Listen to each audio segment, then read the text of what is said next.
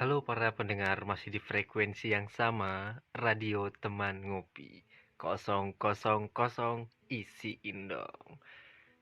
Oke, sesuai dengan judul yang kalian lihat di thumbnail, kali ini gue bakal bawain tema seandainya kamu meninggal, kamu mau dikenang seperti apa?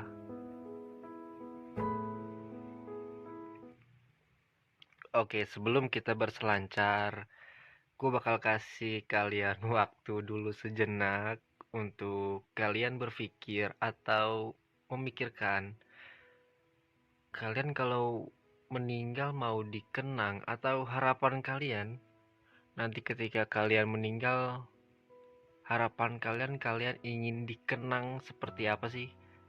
Oke, boleh kalian bayangkan dulu nanti ke depan kalau kalian meninggal tuh bakal ingin dikenang seperti apa.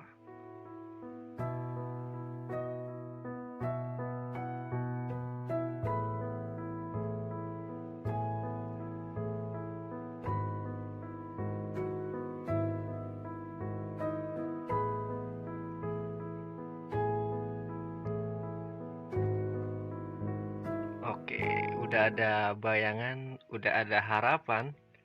Kalau boleh, gue mau tahu dong, lu mau dikenang tuh seperti apa sih kalau meninggal nanti. Boleh dong lu taruh di kolom komentar harapan lu sama keinginan lu nanti kalau lu meninggal tuh mau dikenang sebagai apa.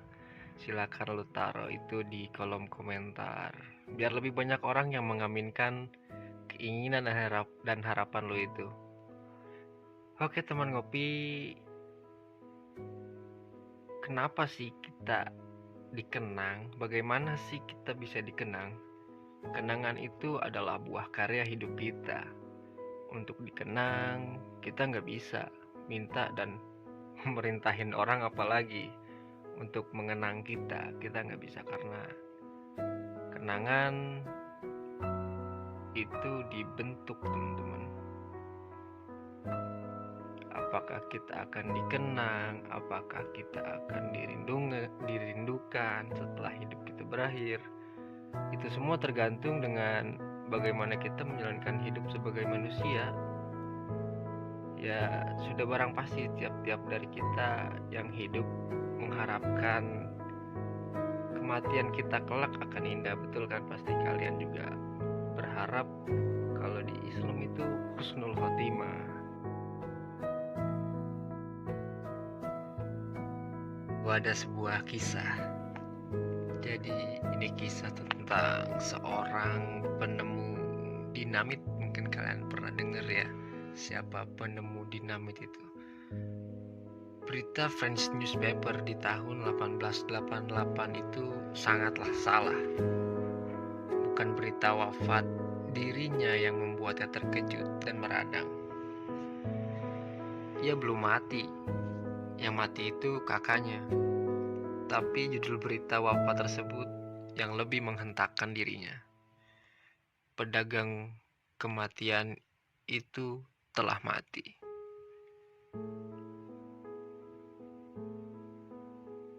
Si penemu berkata,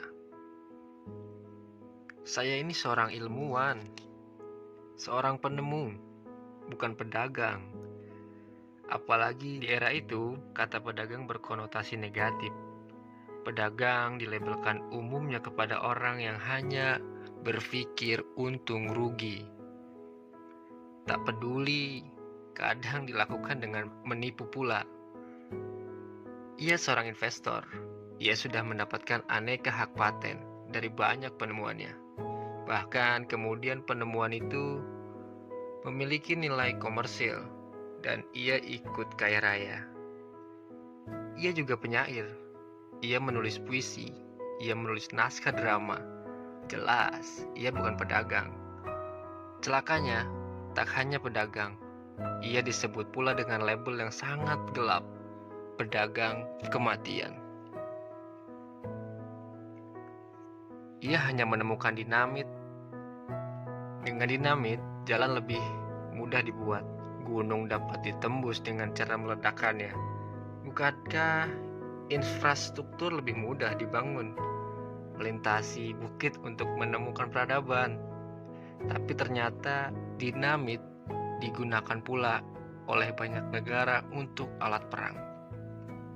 Ia membuat orang lebih banyak mati, dan dinamit memang menghancurkan jasad yang mati lebih dahsyat dibandingkan senapan. Ia memprotes keras, sungguh tak adil. Itu jangan semua dilimpahkan kepada saya. Bukankah apapun yang kita temukan dapat disalahgunakan? Alfred Nobel namanya. Ia kaya raya karena penemuannya. Hartanya saat itu sekitar 2 triliun rupiah jika diukur dari nilai uang sekarang. Ia merenung dalam. Apa guna bagi dirinya semua penemuan tersebut? Apa berkah baginya semua kekayaan itu jika sejarah mengenangnya sebagai raja kegelapan? Jika sejarah mengenangnya sebagai penjual kematian yang menyebabkan begitu banyak kematian. Itulah awal yang membalik kehidupan. Ia tak ingin mati dengan reputasi buruk. Ia ingin dikenang dengan sebutan yang penuh respek kepada kontribusinya untuk kemanusiaan. Setelah lama merenung, ia membuat keputusan kepada keluarga dan ahli hukum. Ia sampaikan kehendak tertingginya. Ia ingin menyumbangkan 96% hartanya untuk kepentingan kemanusiaan. Ia meminta keluarganya ikhlas mendapatkan 4% saja bahkan. Tapi bagaimana cara menggunakan 96% kekayaannya yang bernilai sekitar 2 triliun rupiah tersebut? Ia pun membuat wasiat. Ia ingin namanya dibersihkan. Namanya menjadi penghargaan untuk siapapun yang berjasa paling besar bagi kemanusiaan setiap tahun. Tapi begitu banyak yang berjasa. Saat itu ia membatasi hadiah Nobel setiap tahun bagi yang paling berjasa di bidang ilmu kimia, ilmu fisika, ilmu kesehatan, sastra, dan perdamaian. Dimulai tradisi penghargaan Nobel di tahun 1901. Hingga kini sudah diberikan sekitar 600 hadiah kepada 935 pemenang. Mulai tahun 1969, Nobel juga diberikan kepada pencapaian di bidang ekonomi.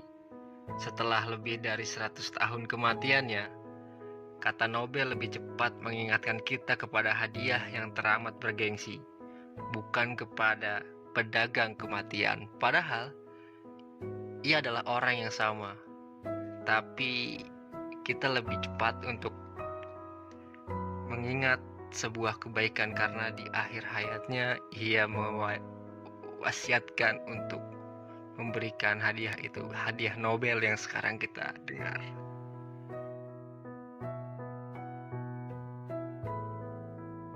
Teman ngopi sekalian, kita tidak bisa memilih mati dalam keadaan apa, karena itu sudah menjadi ketentuan Tuhan.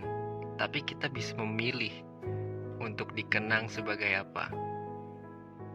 Tidak pernah ada kata terlambat untuk merubah dan memulai kembali.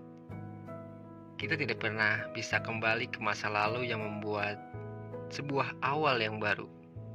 Namun kita bisa berubah dari sekarang untuk membuat sebuah akhir yang baru. Mari kita menjadi lebih manusia dari manusia sebelumnya. Terima kasih para pendengar. Semoga kalian dalam keadaan sehat selalu. Terima kasih.